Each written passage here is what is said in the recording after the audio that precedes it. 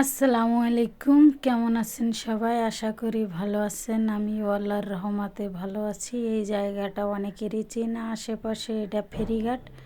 তো আশেপাশে যে খালি জায়গা আছে এখানে বালু জমা করে রাখছে। আমি মনের ভুল রাস্তায় চলে গেছিলাম, তাই আবার সেই রাস্তা ঘুরে আবার অটো থেকে নামে ভ্যানে উঠে আবার এখানে ঘাটে আসছি।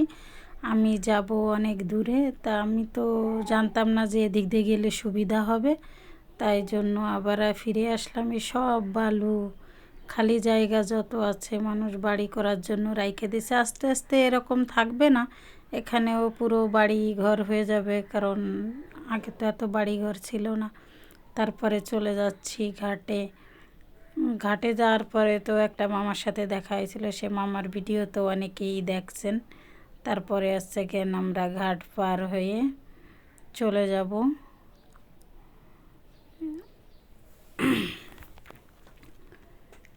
এই নৌকা দিয়ে ওই পারে নেয় আনে, ওই পার হয়ে যাইয়ে আমি বাসে বসে গেলাম।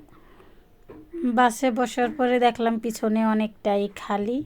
আমি যেখানে বসছিলাম, পরে আমার পাশে একজন মহিলা এসে বসছিল। তা কেন আমি বসে একটু ভিডিও নিলাম। পরে বাস ছেড়ে দিছে। আশেপাশে যে দৃশ্যটা, এই দৃশ্যটা আমি দেখানোর চেষ্টা করছি, কারণ এখন যেহেতু পুরো মাঠ ফাঁকা, এখন কিন্তু মাঠ ফাঁকা, সাইড দিয়ে ওই যে এটা ব্রিজের গোড়া থেকে যে রাস্তা আসছে না, সেটা দেখা যাচ্ছে। পুরো রাস্তাই এনে ফাঁকা। তারপরে গেলাম, এই যে আশেপাশে পানি জমা করে রাখছে, আশেপাশে মাঠ ফাঁকা করতেছে, মানে আবার ধান লাগাবে তার জন্য, মানে সবাই এখন কাজে ব্যস্ত। আসলে কি, মাঠে যখন ফসল থাকে তখন কিন্তু মাঠের আলাদা একটা রূপ এসে যায়, আর যখন মাঠটা ফাঁকা থাকে তখন কিন্তু মাঠের চেহারা ভিন্ন হয়ে যায়।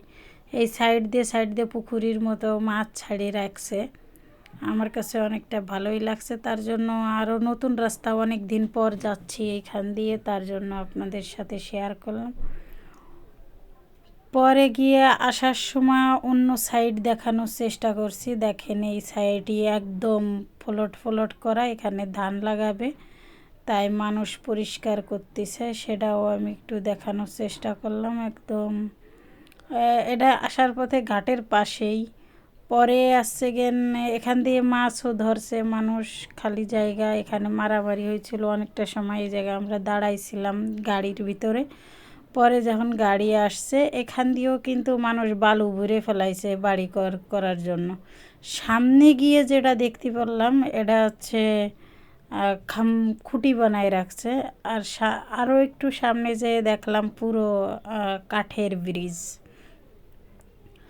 এই কাঠের ব্রিজ দিয়ে যেতে হবে সামনে।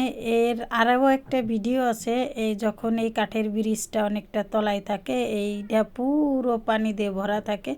এখন পানি কম আছে, তাই এই ব্রিজ দিয়ে গেন আমাদের আরও আগাই যেতে হবে ট্রলারে ওঠার জন্য। সামনে ট্রলার অপেক্ষা করছে, আর যখন পানি থাকে বেশি, তখন এইখানে আইনে নামাই দেয়। এই পথটা হাইটে যেতে হবে। পরে আমি একজনের কাছে জিজ্ঞেস করলাম এই ব্রিজ কেমন করা হবে, তা বলছে যে এই ব্রিজ শিপ আসলে উঁচু করে দেওয়া যাবে, সেরকম সিস্টেম করবে, সাইড দিয়ে এই পাশ দিয়ে আবার নেওয়ার চেষ্টা করলাম। ওই পাশ দিয়েও ভিডিও নিছি, আবার এই পাশ দিয়েও নেওয়ার চেষ্টা করলাম, যে দেখি কি অবস্থা। মানে কি করার, মানুষের ভুল যখন হয়ে যায় লাখ লাখ টাকা লস হয়ে যাবে এই জায়গায়, হয়তো বা জনগণের টাকাই লস হবে। সরকার তো জনগণের টাকা দিয়েই সবটা করে। তারপরে কেন আমরা চলে আসছি এই যে ট্রলারে, এই ট্রলারটা এখন ওই পারে যাবে। এখানে মানুষ গোসল করতেছে, আসলে কি যে শান্তি নদীর পানিতে গোসল করা, যারা গোসল না করছে তারা বলতে পারবে না। ভিডিওটা এই পর্যন্তই, কার কাছে কেমন লাগছে জানাবেন।